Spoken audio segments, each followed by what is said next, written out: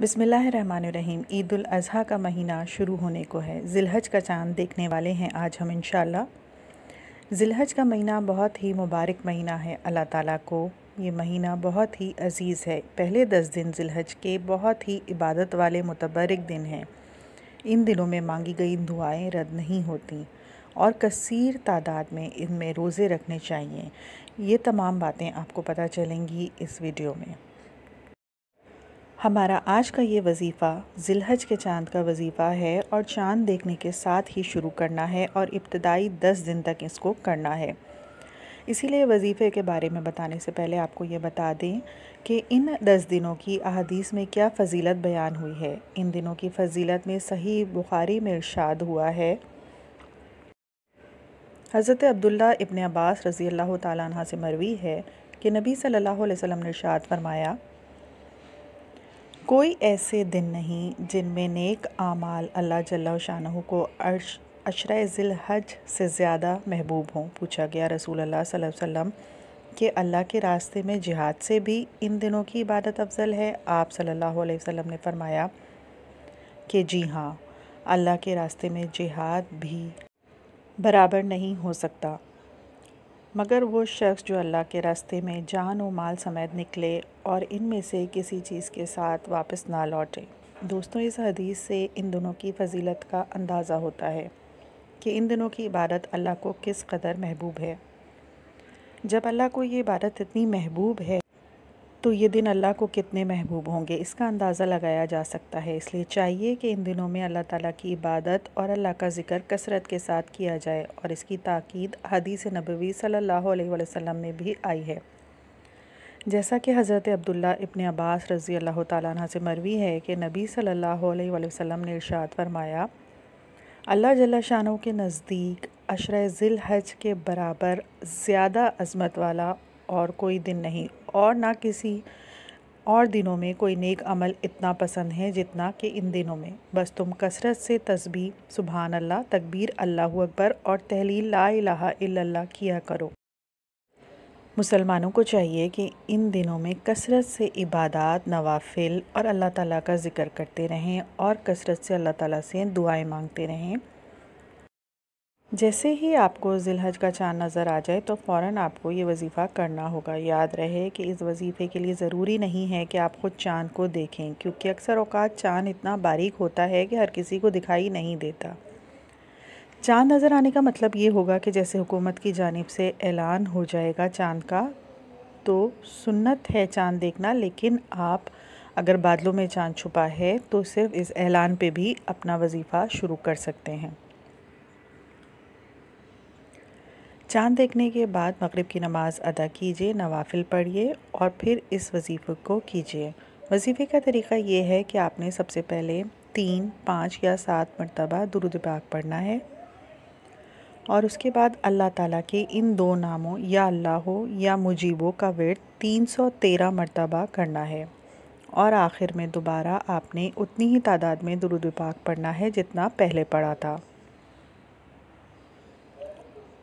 और फिर सजदे में जाके अपनी हाजत अल्लाह ताला के सामने पेश करनी है और दुआ करनी है। याद रहे कि ये वज़ीफ़ा आपने चाँद देखने के साथ ही शुरू करना है, लेकिन ये वज़ीफ़ा सिर्फ़ एक दिन का नहीं है, बल्कि ये वज़ीफ़ा आपने 10 दिन तक जारी रखना है। और जिस तरीके से आपने वज़ीफ़ा पहले दिन किया है, इसी तरह 10 ज़िलहज की रात तक ये वज़ीफ़ा रोज़ाना मगरिब की नमाज़ के बाद करते रहना है और हर रोज़ अल्लाह ताला से अपनी हाजत के लिए, जिसके लिए आप वज़ीफ़ा कर रहे हैं, दुआ मांगनी है। इंशाअल्लाह इन्हीं 10 दिनों में अल्लाह ताला आपकी हाजत को पूरा फरमा देगा। जैसा कि पहले भी बताया गया है कि इस वज़ीफ़े को आप किसी भी जायज़ हाजत के लिए कर सकते हैं। तो आपको रिस्क का मसला हो, कारोबार का मसला हो, शादी या औलाद का मसला हो, कोई भी मसला हो, आप ये वज़ीफ़ा कर सकते हैं। ये 10 दिन ऐसे बाबरकत दिन हैं और साथ में ये वज़ीफ़ा भी, तो अल्लाह ताला आप पे रहम फरमाएगा। दोस्तों, इन दिनों की फ़जीलत के बारे में कुछ और अहादीस पेश की जा रही हैं। आप ये वीडियो ज़्यादा से ज़्यादा शेयर भी कीजिए ताकि सवाब हासिल कर सकें। अगर लोग इस पे अमल कर लेंगे तो आपको भी बराबर का सवाब मिलेगा। नबी सल्लल्लाहु अलैहि वसल्लम ने इरशाद फरमाया, जो शख्स दोनों ईदों की रात को यानी चांद रात को अल्लाह ताला से इबादत करे सवाब की नीयत रखते हुए, उसका दिल उस दिन मुर्दा नहीं होगा जिस दिन बाकी लोगों के दिल मुर्दा होंगे। मालूम हुआ कि ईद की रात को फजूलियात करने के बजाय ईदैन की रातों को अल्लाह की बारगाह में इबादत में गुजारना चाहिए। एक और जगह इरशाद हुआ है,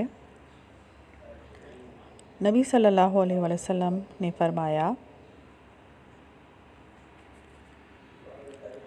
ऐसा कोई दिन नहीं जिसमें इबादत करना अल्लाह ताला को अशरे ज़िल-हज में इबादत करने से ज़्यादा महबूब हो।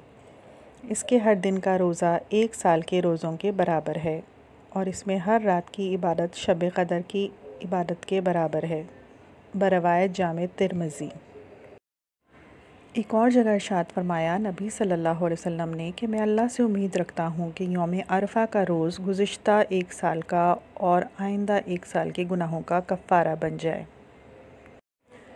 तो इन अहादीस की रोशनी में हमें पता चलता है कि इन 10 दिनों के रोज़े भी बहुत ही फ़जीलत वाले हैं और हमें इनसे फ़ायदा उठाना चाहिए। दुनिया के फ़ायदे के लिए हम क्या क्या करते हैं, लेकिन आखिरत के नफ़े के लिए भी हमें कोशिश करनी चाहिए। अल्लाह से दुआ है कि अल्लाह ताला हमें दीन की समझ अता फ़रमाए और इसके मुताबिक ज़िंदगी गुजारने की तौफ़ीक अता फ़रमाए, आमीन।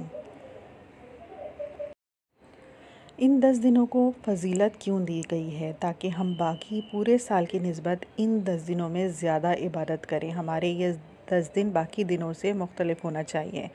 रोज़ाना की रूटीन में जो हम नमाज, रोज़ा, सदका खैरात करते हैं वो तो हम करते हैं, लेकिन इन दिनों में, इस मौसम में हमें ख़ास तौर पे नेकियों में भाग दौड़ करनी चाहिए, कसरत से नेक काम करने चाहिए और एक दूसरे से आगे बढ़ना चाहिए नेकी के कामों में।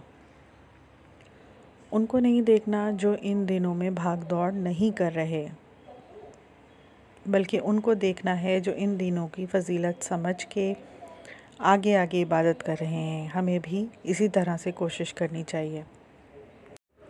अल्लाह ताला से दुआ है कि हम तमाम मुसलमानों की तमाम जायज़ मुरादों को पूरा फरमाए और हमसे राज़ी हो जाए, आमीन सुम आमीन।